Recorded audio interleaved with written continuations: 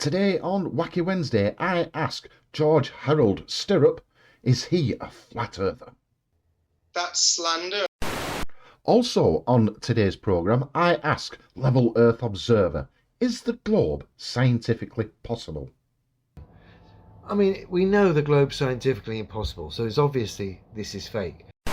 All that on today's Wacky Wednesday.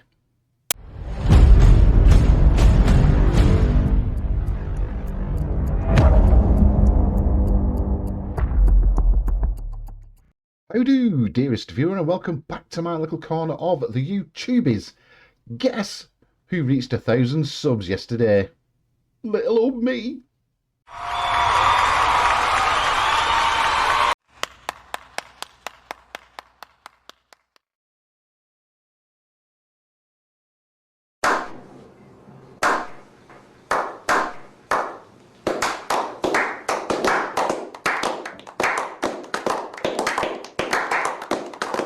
So a massive thank you to everybody each that has subscribed, and an even massiver thank you to those that have promoted my videos and promoted my channel.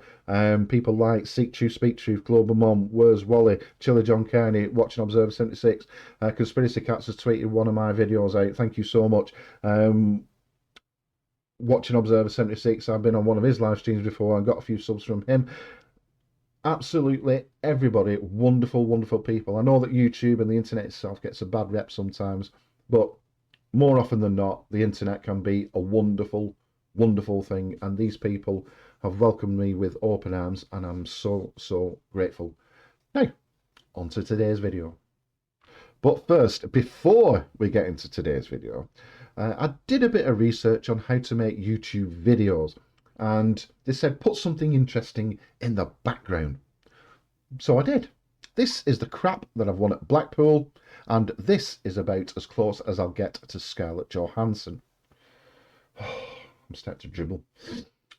Anyway, don't forget I've got a Patreon account, so if you fancy supporting my work for just £3 a month, link is in the description below. Now, on to today's video, Honest. And first up, we have Harold Stirrup.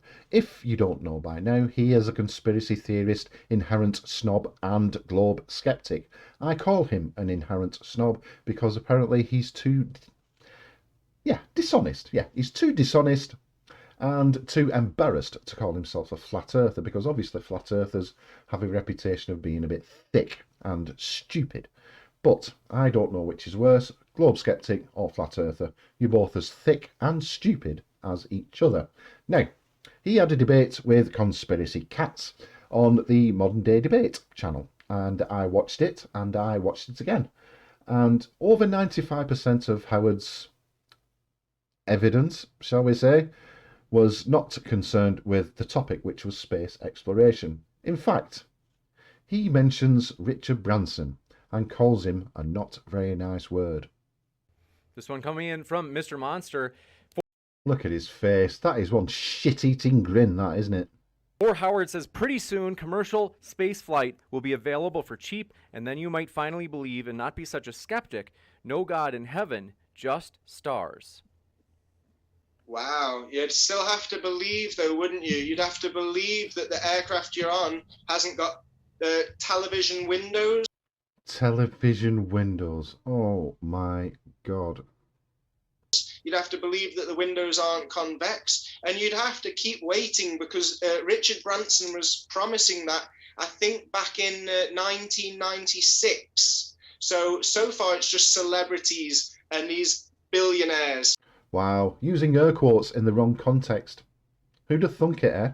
What a gormless clinker. Self-made billionaires that own islands and call them businesses virgin because they're pedos. But it's okay, you keep trusting them weirdos. Look at Katz's face, what a picture. One more thing, Stirrup. He didn't call his business Virgin because of the reasons that you believe. He called his business Virgin because him and his friend Nick Powell set up a mail order record business in 1970, and they called it Virgin because they were entirely new to business. Got it? and keep telling me to wait, be patient. Since 1996, that pedo can tell everyone that he's going to take commercial flights, yet we can see there's no curvature down here. It's like, wow, you got to believe? Why don't you just check? You don't have to wait. Go to the ocean, go to a lake, check for yourself. There's no vertical drop. Now it's at this point that Katz leaves the debate, and spot on in my opinion, because what Harold just said had absolutely nothing to do with the debate whatsoever. And yeah, I would have left too. If I was debating the clown, I would have left too. But Harold isn't finished. Harold has evidence. This one coming in from Ozzy and says, "You slandered Branson for Virgin Air, you hypocrite." Really? I've seen photos of him with a young girl wrapped around his hips. The hypocrisy of this confounded moron and all-round liar astounds even me. This so-called man has been shown photos of countries from space. He's been shown photos of planets, photos of the sun, photos of the ISS, the moon, Earth curve at sea level. He has denied every single one. Yet, he has been shown a photo of Richard Branson with his arms around a young girl and instantly believes it because it backs up his conspiratorial nonsense. What a dick. But Harold still isn't done because someone calls him out on his hypocrisy. This one coming in from... Look at that smug look on his kite yet again. He's got a face that even a mother wouldn't love. From Sean A. Hawkins says, "Isn't Howard offering more money in his challenge that a ticket to space costs? He could go if was a truth seeker and not a Poe." And then also says, Howard, let's see, offers a money challenge, denies all evidence, and acts smug about thinking nobody has won. It's blatant dishonesty and rather pathetic. That's slander, and I don't appreciate it. Oh, boo-hoo. That person who asked that question then was spot on. You have denied absolutely all evidence that contradicts your little cultist beliefs. But Stirrup still isn't finished because he claims he's not religious. This one coming in from Timothy Bryce says, "Would I be correct in assuming your particular religious views are the cause of some of your bias on this subject, Howard?" I don't have any religious beliefs, and I challenge anyone to quote me where I've made a religious belief. Well, Mr. Stirrup, you have issued the challenge, and I am here to answer that challenge. This is your Twitter bio. Howard George Stirrup, only the creator, knows the whole truth. We are mere mortals obsessed with the theory of knowledge. Well, first of all, knowledge is not a theory. And second, if that doesn't sound religious, I don't know what does. So let's leave Howard there to his little cultist beliefs and move on to Level Earth Observer, a flat earther that has an obsession with the International Space Station. Today I'm going to do a simplistic breakdown of the International Space Station and SpaceX's Dragon capsule. I've got several short clips to look at. And there he goes with his patronising know-it-all tone.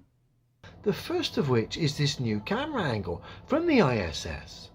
It looks like NASA is keeping a close eye on this alleged tower crane driver because this alleged tower crane driver has asked for more cameras, more camera angles, more live feeds, and NASA has provided. And as we can see on our screen, the Dragon capsule is on the horizon, approaching the space station. Wow, no shit, Sherlock.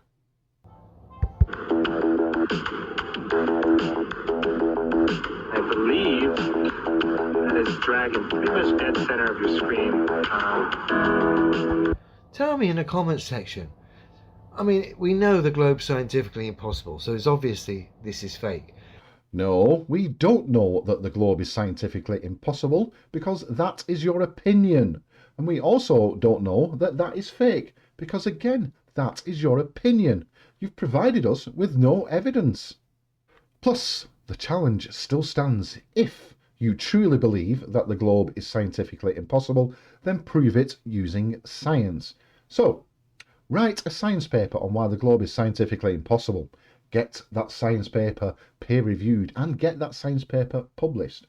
You do those 3 things and I will delete my channel and I will stand with you in the cause of the flat earth. But tell me, do you think this is a good job at faking this tosh? Because to me it just looks ridiculous. Anyway, let's continue. So to you it looks ridiculous and therefore fake.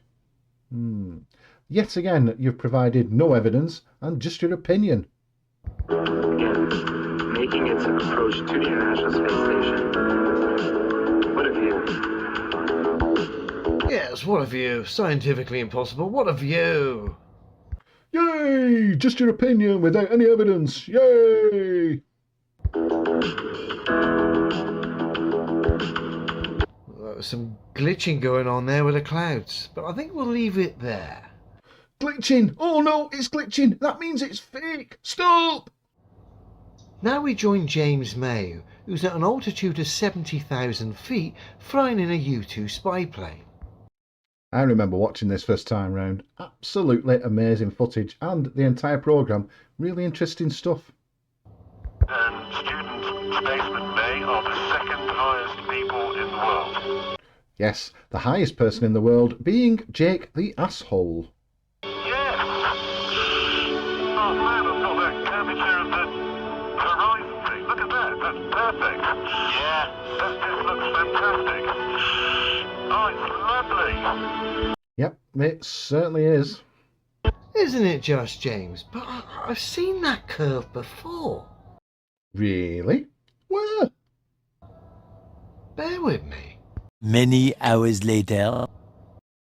I thought I'd recognised that bit of curvature before. Because it's the same planet? Strangely enough, when I blend James May's citation of curvature at 70,000 feet.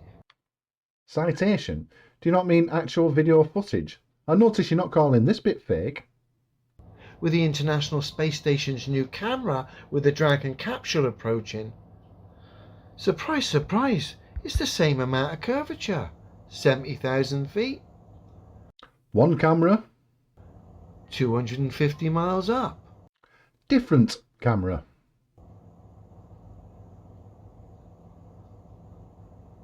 $70,000 One camera, 250 miles up, different camera. proving that any curvature shown here is optical and not physical. No, Mr. Moron, it is proof that different cameras with different lenses will take different photographs. And what makes this even worse here is the fact there doesn't appear to be any warping on the actual spacecraft, space station here. The arm or any of it doesn't appear, from the phone I'm looking at, obviously a small screen, doesn't appear to be warping, which of course means that's been layered in to the footage of supposed globe Earth, which has been filmed probably high altitude U-2 plane with a curved lens.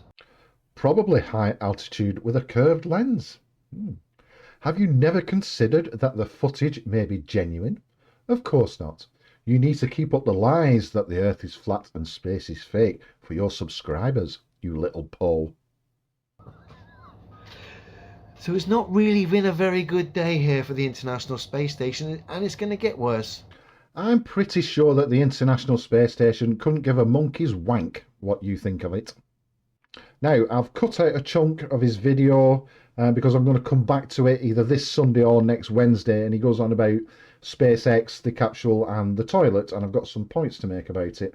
And I'm skipping to the end of the video because old Yellow Earth Flat Earther has got a bee in his bonnet again about somebody spinning in the International Space Station.